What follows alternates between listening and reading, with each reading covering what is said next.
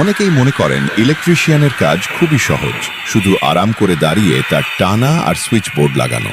কিন্তু এই কাজের পেছনে যে কতটা হাড়ভাঙা খাটুনি আর কষ্ট লুকিয়ে আছে তা বাইরের ধুলোমাখা চেহারা না দেখলে কেউ বুঝবে না।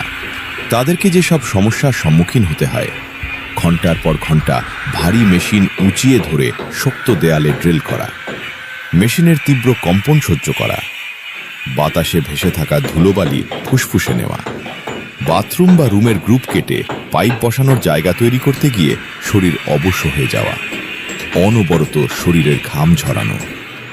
এত কষ্টের পরও তারা কাজে ফাঁকি দেয় না, কারণ কাজ নিখুঁত না হলে বিল্ডিংয়ের পুরো ফিনিশিং নষ্ট হয়ে যাবে। ইলেকট্রিশিয়ানদের কাছে নিজের শরীরের কষ্টের চেয়ে কাজের পারফেকশন এবং ক্লায়েন্টের মুখের হাসিই বড়। সব পরিশ্রমী টেকনিশিয়ান ও ইলেকট্রিশিয়ান ভাইদের প্রতি রইল সালাম। কাজটা দেখে যদি মনে হয় আমরা সত্যিই কষ্ট করি, তাহলে ভিডিও